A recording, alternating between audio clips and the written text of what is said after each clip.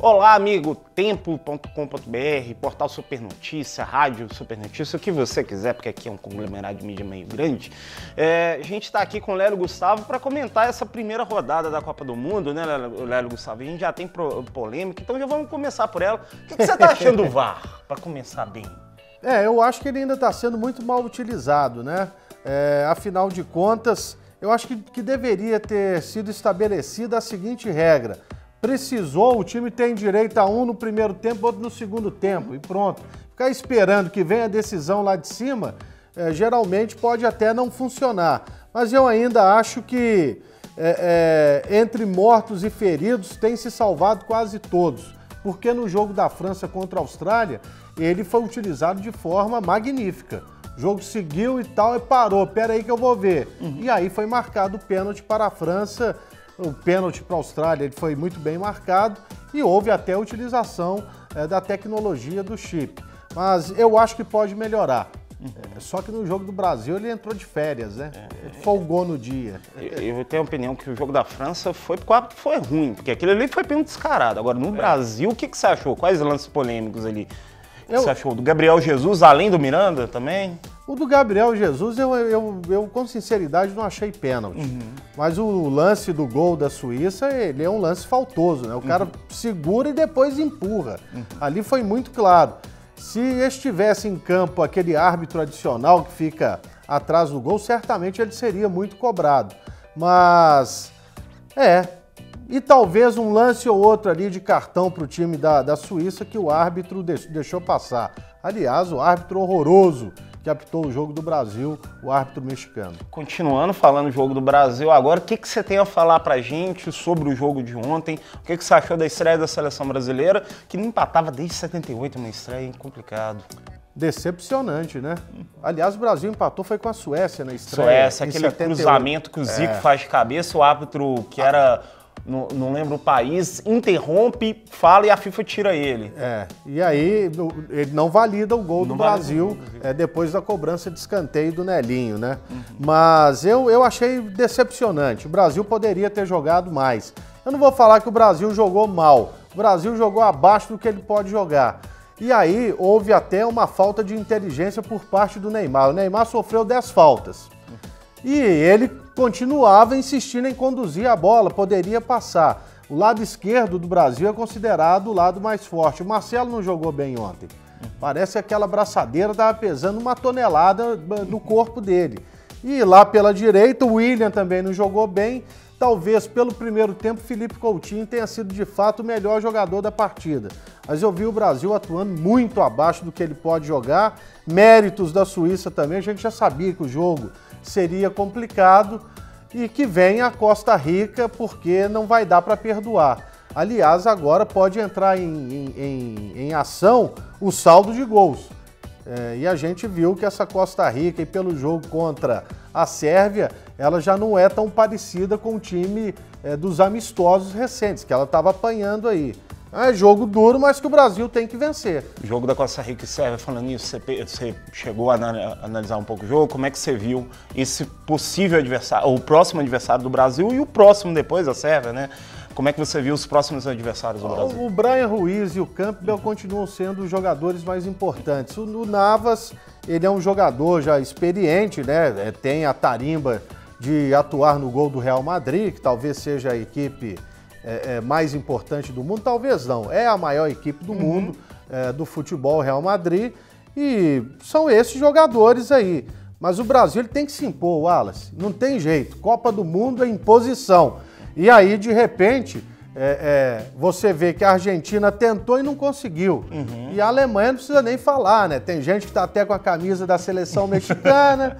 O rancor combina com qualquer tom de roupa, né? Mas é aquela questão, o Brasil não tem como. O meio campo é bom, o time da Suíça é bom, Costa Rica também, mas não dá para empatar num jogo de Copa do Mundo. Não, né? não dá. É mais tiro curto. Falando nisso... O Brasil, que aliás, na Copa de 50, disputada aqui dentro, empatou com a Suíça, jogando no Pacaembu.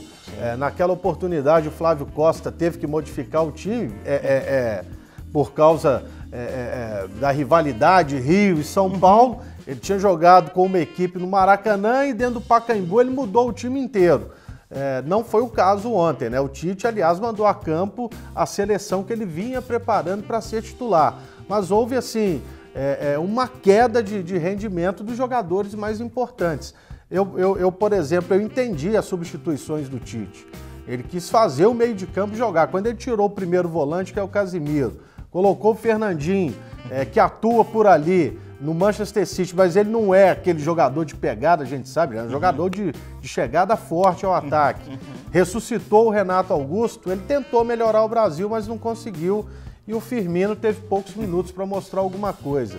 Mas o Brasil não pode vacilar como vacilou ontem. Olha, aí veio uma questão que eu estava conversando com uns amigos sobre Renato Augusto. A gente teve uma questão um pouco curiosa. O Renato Augusto, visivelmente, por mais que um jogador que ele organizaria o meio-campo que o Brasil perdeu ao longo do jogo, o Renato Augusto vinha baleado. A gente tem um problema que teve o Fred, que às vésperas da competição foi bancado. Só que ele nem no banco ficou. Como é que você viu essa atitude do Tite de você ter um jogador fora de capacidade para mostrar o seu melhor futebol e outro que a gente não sabe quando ele vai poder entrar? Você acha que ele tomou a medida certa ali? Porque ele em nenhum momento foi questionado. Só que eu vejo muita circulação dentro da internet questionando essa coisa do Renato Augusto, do Fred não terem as condições ideais.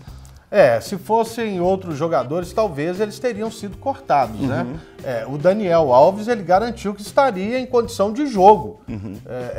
Talvez já para essa sexta-feira contra a Costa Rica, e não houve com ele essa paciência, entre aspas, de esperar e bancar o jogador. E o Tite, de repente, bancou um jogador que é da extrema confiança dele, no caso, o Renato Augusto. Eu não teria bancado assim, para falar a verdade. Talvez eu tivesse levado outro jogador. Mas pelo jogo de ontem, assim, talvez se desenhasse até uma entrada, talvez do Douglas Costa.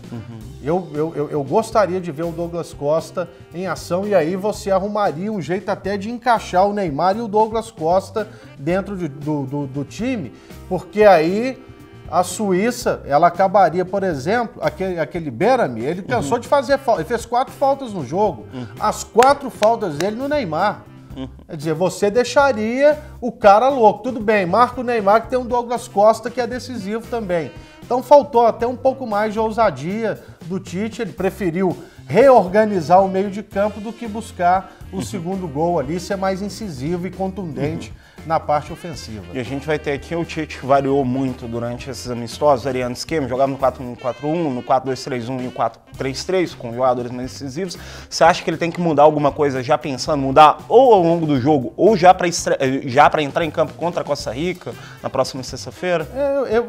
Eu acho que fazer uma mudança radical assim para um jogo que ainda é sexta, né? Hoje a seleção nem folga teve lá na Rússia. Eu acho que não. Dá pra ir com o mesmo time que ele começou.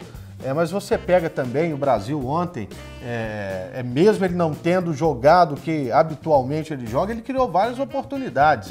Aí o Paulinho, parece que o gol ficou pequeno para ele na hora de chutar, né? A perna tremeu, alguma mental coisa de assim. Novo, assim como 2014 está pesando para ele? Pois é, será? Eu fiquei com essa impressão quando o Brasil teve uma chance claríssima no pé dele logo no início do jogo. E tanto que ele acabou sendo substituído, não só ele como o Casimiro. Mas eu manteria o time. Eu gostaria de ver no meio de campo inserido o Fernandinho. Mas dizem que ele ocupa o mesmo espaço do Casimiro. Eu não sei. Então, se ele ocupa, eu colocaria o Fernandinho para jogar. Com certeza. Ele já está acostumado a marcar, atacar, jogando pelo Manchester City. Então, é um jogador que ele não vai ser aquele destruidor nato como o Casimiro, mas com certeza ele consegue dar uma estabilidade ao meio de campo. Dá mais alternativas também, né? E também. Aí o leque se amplia. É um jogador que chuta de fora da área, sabe chegar à área para finalizar. Enfim, ele ocuparia o espaço. Aliás, eu senti muita falta do Brasil povoar a área da Suíça, né? Tava chegando com pouca gente para finalizar. Perfeito. Então, tomara que isso mude, o cenário mude na sexta-feira. A gente agradece a sua companhia, continue com a gente vai continuar fazendo as análises brilhantes do Lélio ao longo da competição. Muito obrigado e fique conosco. Abraço.